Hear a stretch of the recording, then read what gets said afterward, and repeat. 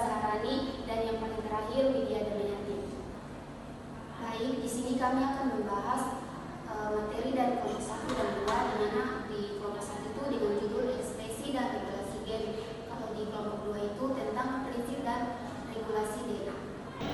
Jadi setiap organisme atau makhluk hidup ini tentunya memiliki yang namanya DNA. Nah, pada DNA tersebut memiliki proses yang sangat penting yang biasa disebut dengan regulasi dan ekspresi gen. Sebelum masuk ke materi ini, tentunya kita harus mengetahui terlebih dahulu apa itu pengertian dari regulasi dan ekspresi gen. Nah, regulasi ini merupakan salah satu proses yang sangat penting, salah satunya pada ekspresi gen, di mana regulasi ini merupakan suatu proses ditentukannya waktu, tempat, dan jumlah pada ekspresi gen. Sedangkan ekspresi gen ini merupakan suatu proses di mana pada DNA ini mengubah informasi genetik menjadi suatu fungsi, salah satunya menjadi protein, di mana protein ini nanti akan berfungsi lagi pada proses DNA lainnya, salah satunya itu pada rekombinasi DNA. Selanjutnya ada peran penting RNA dan mRNA. RNA itu berbentuk seperti rantai tunggal, dan di dalam rantai tunggal itu terdapat 4 basan nitrogen, yaitu ada adenin, guanin, sitosin, sama uracil. Adenin itu berwarna pink, dia juga salah satu dari 4 basan nitrogen yang terdapat dalam DNA. Selanjutnya ada guanin. Guanin itu berwarna hijau. Guanin itu juga salah satu dari 4 basan nitrogen yang terdapat dalam DNA dan RNA. Selanjutnya ada sitosin. Sitosin itu juga salah satu dari 4 basan nitrogen yang terdapat dalam DNA dan RNA. Selanjutnya ada uracil. Uracil itu dia berwarna ungu, dan dia juga salah satu dari 4 basan nitrogen yang terdapat dalam RNA. Selanjutnya ada transkripsi DNA dan RNA. DNA atau deoksiribonukleat merupakan molekul berserat panjang yang terdiri dari 2 rantai polinukleotida yang berpilih secara bergelantungan. Dan molekul DNA ini mengandung informasi genetik yang memerintahkan dan perkembangan fungsi dan pertumbuhan dan reproduksi semua organisme hidup serta virus.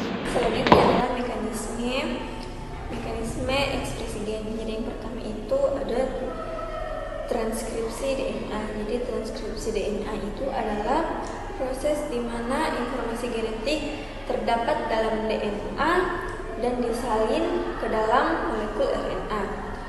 Proses ini melibatkan enzim RNA polimerase yang mengikat DNA dan membentuk rantai DNA yang komplementer dengan salah satu untai DNA.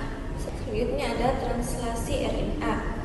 Translasi DNA itu adalah proses di mana kode genetik terdapat dalam RNA, khususnya pada mRNA. Jadi mRNA itu apa? Jadi mRNA atau messenger RNA itu adalah jenis RNA.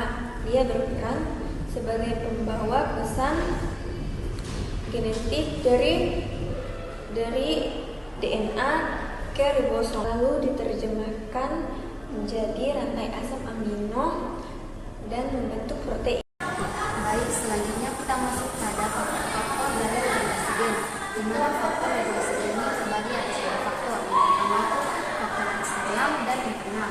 Nah, seperti yang kita ketahui, faktor eksternal itu kan faktor dari luar yang digunakan dari dalam. Nah, kita bahas pertama itu faktor eksternal.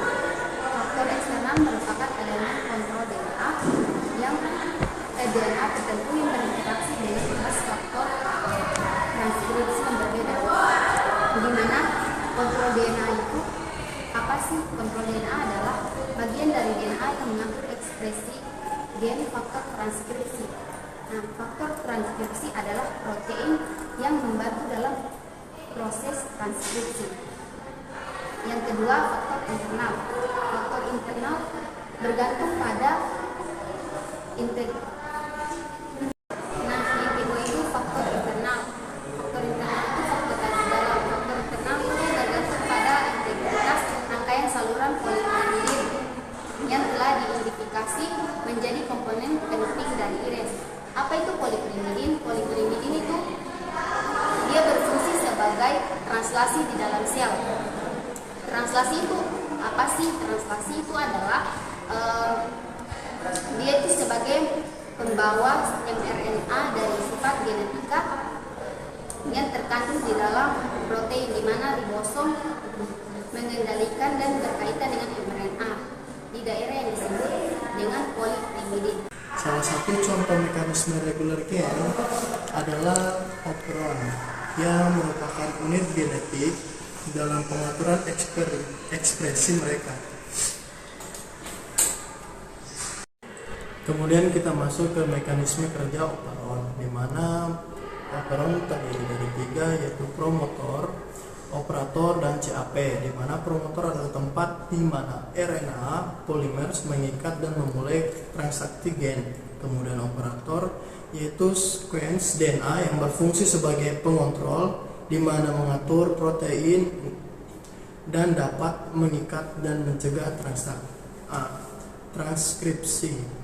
Kemudian CAP itu katabolik aktivator protein, yaitu protein yang berfungsi untuk meningkatkan transkripsi gen dalam kondisi tertentu seperti ketika glukosa rendah.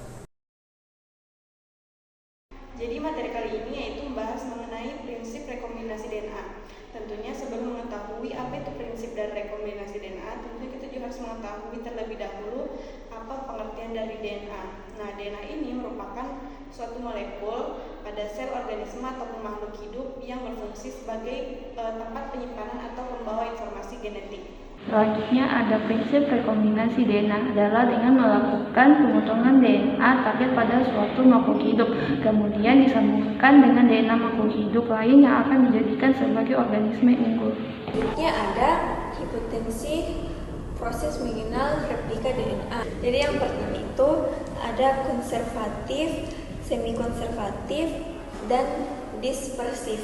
Jadi yang pertama itu ada konservatif.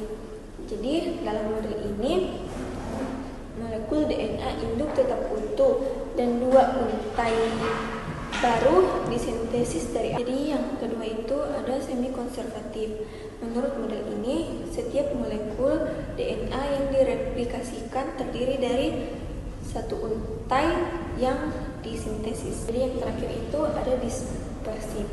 Model ini mengusulkan bahwa DNA induk terfragmentasi menjadi potongan-potongan kecil yang kemudian direplikasikan dan potongan-potongan baru serta lama disusun kembali menjadi 2 molekul DNA yang baru. Selanjutnya apa itu rekombinasi DNA, yaitu proses menyambungkan DNA di sebuah rekombinasi DNA. Karena tujuan rekombinasi DNA untuk menyambungkan gen yang ada di dalam DNA, maka disebut juga rekombinasi gen. Rekombinasi DNA terbagi menjadi 2, yaitu alami dan buatan. A1 alami yaitu dengan pindah silang, transfusi, dan transformasi. 2 rekombinasi buatan yaitu dengan penyambungan DNA secara in vitro. Ada 2 kategori DNA yang membangun suatu gen, itu ada ekson dan intron. Apa sih ekson? Ekson adalah sequence RNA yang ditranskripsikan atau ditranslasikan menjadi suatu protein. Kalau intron itu adalah sequence RNA yang bukan membangun suatu protein atau non-protein coding. Rekombinasi artinya bergabungnya 2 DNA dari sumber yang berbeda. Proses rekombinasi di dalamnya yaitu ada 3: transformasi, transkripsi, dan konjungsi. Nah, transformasi itu apa sih? Transformasi DNA adalah salah satu metode yang digunakan untuk memasukkan DNA ke dalam sel bakteri. Transduksi adalah suatu proses di mana DNA asing dimasukkan ke dalam vektor virus. Konjungsi itu apa sih? Konjungsi adalah transfer DNA dalam cara yang spesifik, di mana situs dan untai dari donor ke sel penerima yang telah membentuk kontak dekat satu sama yang lain, yaitu dengan cara pasangan kawin.